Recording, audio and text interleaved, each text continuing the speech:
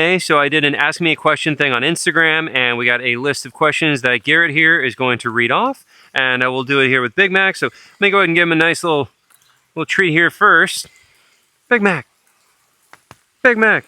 Oh, there you go. He just had 2 whole chickens, and he still wants more. Big Mac. Come on. Oh, come on. Let me get you out. There you go. Good boy. There you go. And then Bella is in the back over there behind me, and she had a whole chicken last week that she is still digesting. So she's still working that thing through, but we can hang out with him and do some. So you want to say the first one? Yep, the first one's a bit of a fun one. It is, would you sleep in a tent in the alligator enclosure for $5 million? Yes, send the check. I'll do it for $20. Yeah, I have no problem doing that.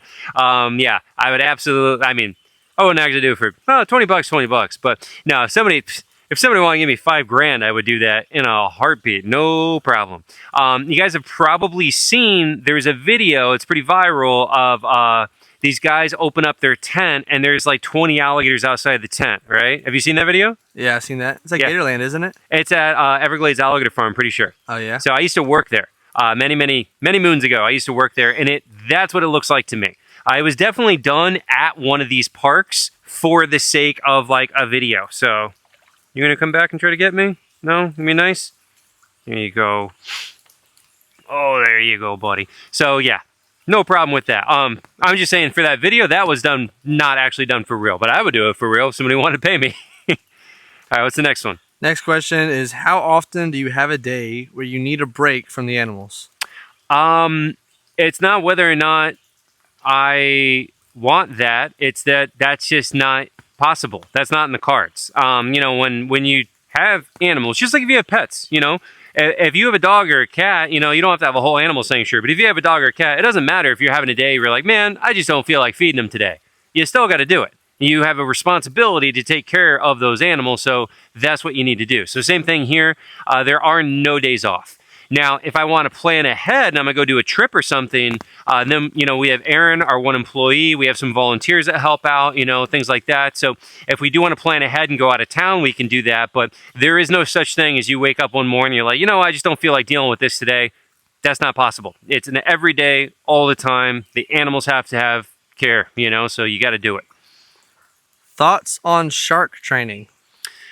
So I've seen some things going around about that. I don't know enough about what's being done to make a judgment call on what they're doing specifically, but do I think it's possible? 100%. Absolutely. And I know that because I used to lead shark diving trips as one of my businesses. So when I lived in South Florida, on a busy week when I was really like doing all my different jobs and whatnot, I do one day doing underwater gator tours, another day doing gator wrestling shows, another day doing Everglades tours, another day leading shark diving trips. And so I did all those different kind of jobs all in one week sometimes. So I did the shark diving trips a lot. And so I would lead those, take people out, and 100% we had sharks that we knew and that knew us. They're intelligent animals. It's just like these guys, you know, like people don't believe that they're smart. They are smart, intelligent animals. So the sharks were more than capable of learning to recognize us as specific individuals and coming up to us and knowing like we had bait and they want to come over and that we're not going to hurt them. And so, yeah, they were very chill. And this is a common thing in shark diving sites around the world, showing that all around the world, there's different sharks that is training.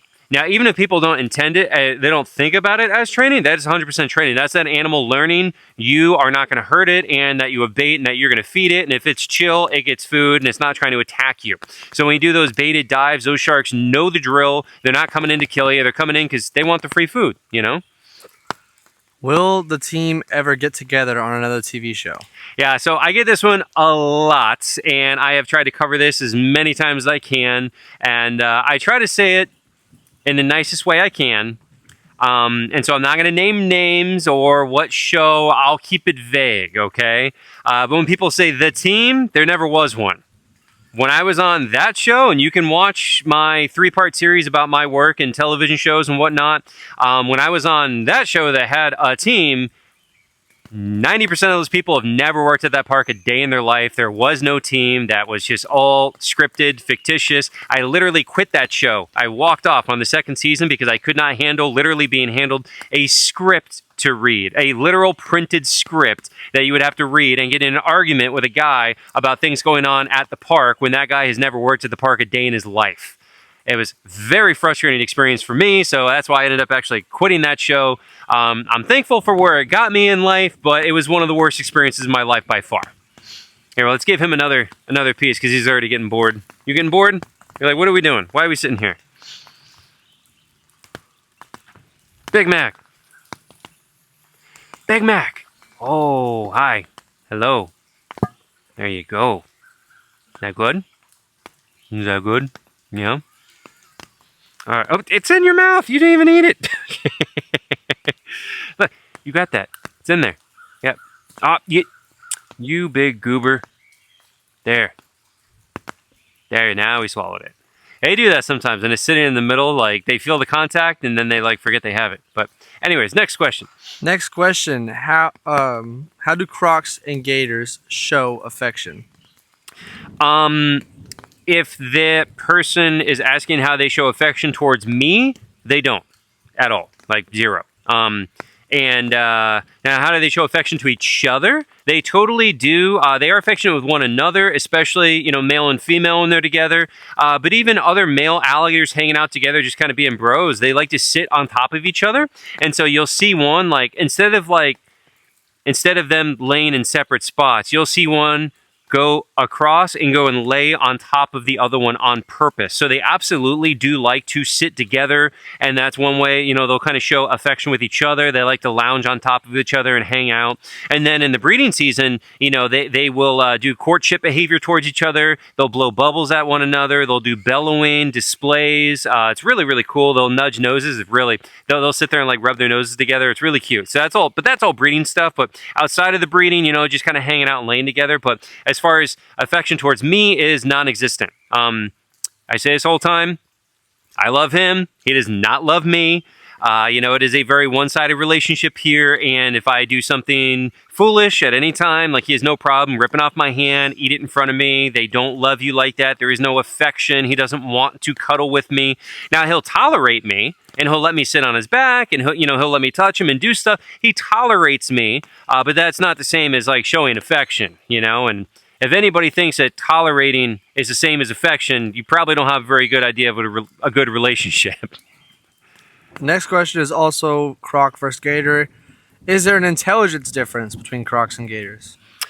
So we get that one a lot, and all right, it's going again. The raindrop hit it? I think so. Yep. So, anyways, I was just talking about the raindrop paused the video, but about how there are many different kinds of crocodiles, so it would absolutely depend on what kind. But anyways, so what I like to do is whenever I'm answering something, I know my answer, and then I'm like, I'm going to research it and see what everybody else is saying though. So I do this all the time. I'm always, it's not second guessing yourself. It's trying to confirm whether or not you are correct and not have, not let your ego get in your own way. So like, even when I know like 99%, or I know from my own experience, I'm like, I know the answer to this, but I want to check and see what other experts say. And so on this one, I check to see what other experts say, and it says the crocodiles are more intelligent than alligators in several different ways, but it's very close. So that's kind of the general scientific consensus as far as what I was reading about it. But then in my experience of working with these animals for, 20 years, I would definitely say it's individual, because again, all of our alligators so far are way smarter than Lyra the crocodile. Okay, maybe she's just not the smartest croc. I don't know, but it does depend. But Angelus would be the smartest of the group, it seems like so far. Who would you select as your underwater tour animal? So we've talked about that quite a bit. I do want to do underwater gator tours here eventually. That's probably a project that's at least like a year or 2 years away from being a reality, where we have so much work we have to do to be able to get there. So it's not going to happen anytime soon. And what I imagine is in that time frame before it happens, we will get another alligator that will be like a better candidate for it. Because right now, I could do it with Big Mac. He would be good, but his busted back leg. So I don't think that would look good for the tour for photos, especially like now if you know his story, that's great. You know, and there's nothing wrong with that. Don't be embarrassed, buddy. But the problem is when you have like let's say somebody comes and does the tour, spends a lot of money to come here, because I would get people that would fly in from other countries just to come do the tour, right? So if you fly in from another country just to do this tour and you love Big Mac and you know his story, and then you post a photo and he's got a broken leg in the picture, your friends and family don't know his story and they're like, why'd you take a picture of the gator with a broken leg? Like, people can be rude and mean about that kind of stuff. So that's why I'm like, I probably wouldn't pick him because of that. And then I know Dino, he's missing an eye. And his sense of direction, because he's missing that eye, is pretty wonky too. Like he doesn't figure it out very well, so probably not him. It's almost like he forgets you're there. Like, yeah, he literally does. Him and it freaks him out. Yeah. So like, I don't think he'd be good because of the eye. Stallone, we could do it with him. He's got kind of a messed up face though, like all rubbed up and stuff. So, but that needs to heal. I don't know. The point being, right now, if I had to, I would do it with him. But by the time we're ready to do that kind of thing, I think that we will end up with another alligator. And either way, I was also thinking I kind of want to do the biggest one we could possibly do. I think it'd be pretty cool too. What were some of your early jobs before you had the sanctuary? So I've never had a normal job in my life. Okay? I've never, worked retail or anything like that. I've always done some kind of animal job. And so the first job I ever did was doing camp counseling, like a nature camp. So I take like kids out, and I was 16, and then I have like my little group of kids, and I bring them out and show them animals out in the woods. And that was my first job. And then doing, I used to do venomous snake shows as one of my jobs. And then I did, obviously the Gator wrestling shows, Everglades tours, shark tours, research. I worked in for University of Florida and their Crocodiles research, and then working catching pythons out in the Everglades, being a contractor for the state for that. Basically every job I've ever had has always been animal related and usually alligator related, but also sharks and snakes, and then being a tour guide, for going out to see animals and that kind of thing. Bit of a off-topic question, talking about animals, but what's your opinion on AI? Yeah, so somebody asked me that one, and AI is an amazing tool, but put it this way. Any tool can be used for good or for evil, right? If you have a hammer, you can build a house, or you can go bash in somebody's head. That whatever we're talking about, it's a tool. It's in how you use your tool, right? So with AI, there is a massive potential for that being a bad thing. And I think it's going to end up being a really bad thing for a lot of people. I think it's going to help a lot of people too, just like most tools do. I think it'll have some good things, but I think it's also going to have some really bad things. And for me, I'm already seeing the bad effects on my end, where people are taking my videos and then making an AI version and then posting that, and we're having that get like more views than my original version. And then those people are making money off of my content by putting an AI fix on. They had one of me swim with an alligator, and then they had an orca come in, and that video's got more views than mine. And I'm like, bro, what? And like, people don't know it's real, or not real rather, So that's the other one that makes it like really scary. I'm gonna give them another piece. Is when people do these crazy AI animal videos, a lot of people who don't work with animals do not understand that what they're looking at is not real. I've been seeing a bunch of them of snakes attacking people or snakes attacking dogs, and everybody in the comments is now hating the snake when it's a completely fake situation. Big Mac. Something that went viral recently was that Big Mac story about the orca that killed the trainer, and it turned out to be a completely falsified story. But there was it made it on the news, it was a full-blown story. There was an AI generated video of her being attacked. Yeah. So speaking of that, there's one I've been seeing a ton of. It's Everglades National Park, talking about the pythons. I used to work as a python contractor catching the invasive pythons, right? And there's one going around right now, and it shows a mother and her small baby in front of the Everglades National Park sign, and then there's a huge python and then it shows the after, and the python's got a huge bulge, and I just keep on seeing this over and over, and so many people think it's real, and it's completely fake AI. So many people are seeing this stuff, and they don't have the knowledge of animals to know that what they're looking at is not reality. And it's getting, those images and videos are getting so good that it does look real. I've seen some that are so realistic, or they like the people taking mine, they took something that was real and then added in fake effects on AI to make a totally different story. But because it's using a real basis, it's hard to even tell. And so I've seen some where I only know it's fake because I know animals don't do that, but like the actual imagery is so realistic that like it's almost impossible to be able to tell.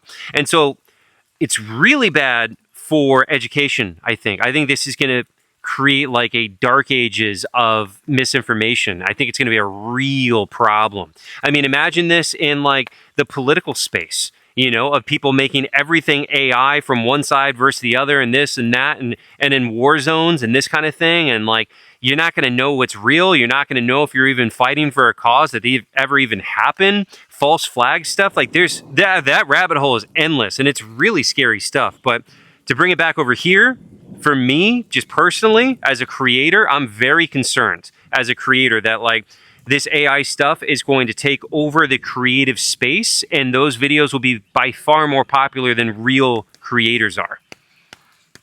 Another thing about the AI is like the scamming thing. Like, my grandfather got a phone call one time, and it was an automated voice that gave my full name, birthday, everything, and said I was in a car accident and needed money. Pretty soon that'll be a FaceTime call from me. Yep. And me asking my grandfather for money, and it'll be completely AI generated. I think that'll be scary when that starts to happen. There's going to be a lot of old people that get scammed, and it's going to, exactly, just like that. It's going to be really bad. Next question. Is concrete canvas the new standard for enclosures? Yes. So we're building Angelus's enclosure, and we're going to do that one concrete canvas. So he'll be the first official one for one of our crocodilians. We have the beaver enclosure done with the concrete canvas. We're really happy with that. Doing these ponds is 6 or 8 inches of concrete. I don't remember. It's a ton of concrete, incredibly expensive. So we're out here on sand, so we have to do something similar to this. We can't just dig a hole filled with water. It doesn't work out here. The sand just sucks it all away. So I think the concrete canvas is going to be the go-to unless we find something else better down the line. For right now, that's going to be so much better than doing the regular concrete, and I think we're going to do pretty much all of our crocodilian ponds with that concrete canvas. So I think that's going to be the way to go for sure. How much do you think Dino weighs? Okay, so that's a good question. I don't know. I would totally be speculating. So how much does Big Mac weigh? We're looking at him right now in front of me. Well, here's the other one. You guys, when you watch your videos of me, how much do you think I weigh? So when I first meet people in person, that's usually the first thing everybody says. Oh my God, you are so much bigger than I thought you were. I'm 6'5". I had no idea. 215. Yeah, what was your reaction? I didn't know you were going to be that tall. Yeah, that's the thing. Like, people don't realize it because you only see me with animals. You don't see me around other humans of normal size. So people have no idea. I'm 6'5", 215, 220. Like, I'm a big dude. So then when you look at him, you're like, okay, if I'm like 215, what does he weigh? I'm 6'5". He's 10 foot. So that's when I look at him, I'm like, I don't know. I think he's got to be up towards like 300 pounds, like he's considerably thicker than I am, and like just obviously more dense than I am too. And so then when you look at Dino, I'm like, well, Big Mac might be like, I don't know, he could be more like 250, he might not be fully 300. What are you doing? You gonna turn around and try to get me? I'm not even sure what you're doing. I don't think you know what you're doing. But then when I look at Dino and I'm like, well, Dino is considerably bigger than Big Mac here. So how big is Dino? And I'm like, well, he's definitely got to be over 300 pounds then. Again, if I'm like 215, he's way bigger than I am. He's got to be between 250 to 3. Dino's much bigger than him. So I don't know, I would speculate around 400 pounds. He's got to be, because there's just so much, like, even if you go back at videos and you can see it, like, Dino's just head is just thicker. Like his bottom jaw is so much thicker. He's just so much more dense all around. Like he just Yeah. looks like a bigger gator. One thing about like you were saying, like can't tell how big you are on camera. Is like that's one thing about whenever it is off in the future that tours can start happening. I think a lot of people will be shocked at how big these animals are because they didn't know.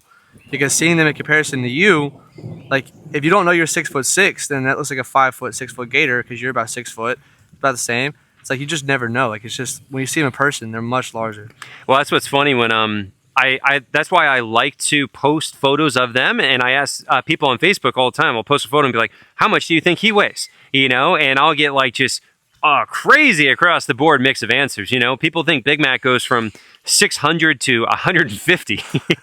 You know, and I'm like, oh man, you know. So there's a lot of variability in there too. But here's the other thing: is I talk about this one quite a bit too because when I used to do research, when I did the gator and croc research in the Everglades working for University of Florida, we would have to make an estimate on the size of an animal when we saw it before we caught it. So you'd make your estimation and then we'd catch it and then we'd compare your estimation to the actual measurement and see how good you are at estimating size, you know, because obviously you don't catch every animal. So if you have somebody who's really good at making those estimations, it's really helpful because you're not able to catch everyone you see, you know, so that's a skill that you can acquire, you know, by doing that. It's a really cool skill. But what I definitely learned is when people look at an object, they're really good at being able to tell, is this closer to 4 feet or closer to 10 feet? Obviously, this is not 10 feet. No one's going to say this is 10 feet, right? And then when you look at something, you're like, is that alligator 10 foot or is he 13 foot? You know, and you're like, okay, like I think I could tell that. And then when you get really big, you're like, okay, is this distance 50 feet or 75 feet? And the bigger you go, the harder it is because we are only really used to making estimations on things that are around our size. And once you get like well beyond the size of a human, most people really can't judge things very well, you know? And so when we get into big alligators, it's really hard to judge their size. I think it's even way harder to judge their weight is what I'm getting at. Have you ever worked with gharials before? I have not. That's a really cool species. So if you don't know that one, they are native to India and Nepal, and they have a super long, thin, narrow snout, and the males have like a big bulbous thing on the end of it, and they're primarily fish eaters. They're a really cool species. They're actually critically endangered though, so I've never worked with one. I've only seen them at like zoos and whatnot that have them, so I think that's a really cool species, but it's not one I've ever worked with. If not friend, why friend shaped? That's the kind of question we need to be asking here. Look at him. Why, if not friend, why friend shape, Big Mac? Yeah, I included that one just because I think it's funny and people ask that one a lot. But yeah, just to make it abundantly clear, they're definitely not your friends. You know, I work with these guys all the time. They don't bond with me. They don't love me. I love them. They don't love me. They're trained. They're not tame. And yeah, if you're not careful, they will bite you. But is it true that a crocodile's tongue is completely fixed in place? Okay, so it's a common myth that they don't have tongues at all. And that's a myth. They do have tongues. But so their tongue is fixed down there. Like you can lift yours up. Imagine if like the little line in the back of your tongue, like that little thing at the back that keeps you from lifting your tongue even higher. Imagine if that extended the whole way. That's kind of what theirs is like. So actually, we can try to show you with him. Big Mac. Big Mac. I know you had so much chicken. I know. I don't know if you're even going to want to open up your mouth. Come here. Oh, don't fall. Oh, come. You're right there. There's his tongue. You see it in there? Oh, you gotta open your mouth. So, there it is. So, Can you see it in there? Yeah, I can kind of see it. Yeah, so that's his tongue in there. Oh. So that's it in there. So they can move it though. So it's actually very muscular, just like yours, you know, and so they'll use that to manipulate their prey, but they can't stick their tongue out. And I always wonder if they can't stick their tongue out because they bite so hard, they'll just snap it off, you know? But yeah, so they cannot stick it out. Same with crocodiles too. They have a tongue as well, but it's just like that. So it is fixed to the bottom the whole way around, but they can move it around a little bit. Do you have local stores that donate food? So right now we do get donations from one Publix that's like an hour and a half away. So we're very thankful for that. That's awesome. We get produce donation only though. So when I go to feed these guys, we got to go buy all that meat. So every week I got to go out and buy all the meat that we're going to feed the alligators and crocodiles. We don't get any donations on that. Thankfully, we are able to pick up roadkill deer if we see that. So we have permission from the sheriff office for that. And then sometimes we do have some hunters that will donate like wild boar that they get or deer that they get. So we're very thankful for that. If you are one of those people, you want to reach out to us, you can send us an email. It's on our website, and I think it's on my YouTube channel too. christianwildlife@gmail.com. So we do appreciate that, but only if it was shot straight through with a high power rifle. That way there is no chance of any shrapnel of anything being inside the body of the animal, of course. But yeah, we're always trying to get some kind of hookup for meat donations because that is obviously very important and very expensive, Alrighty, last question. How do you unwind? How do you rest after a long day working with the animals? So to give you an idea, most of the time my workday doesn't end until 9 p.m. Yesterday it ended 9:30 p.m. is the end of my day because we're doing the sanctuary stuff, taking care of the animals all day, doing all this stuff. And then I have to, once we take care of all of them, I get like a lunch break and then we got to go do the nocturnal animal care. And then I got to edit all the YouTube stuff so I could post for you guys every day. So all the content creation, all that stuff. And then everything usually ends like 9:30-ish. And then by then, there's not much time to do anything. I get like maybe 3 hours a day where I get to do what I want to do or have any downtime really. And so at that time, I'm usually playing Apex. Okay. So I get on the Xbox and Gabby plays with me now too. And we'll get on the Xbox, we'll play Apex Legends and that's usually what we do, or watch a movie or something like that. But I mean, really, that's what sucks. I only usually get about 3 hours a day of like actual downtime to chill at night. And that's your only window you got, But yeah, so that was the last question, guys. So thank you everybody who sent in questions. These were all off of my Instagram Ask Me a Question feature. So, we really appreciate it. Leave us a comment. Let us know if you guys have any other questions we should cover, and we'll see y'all next time.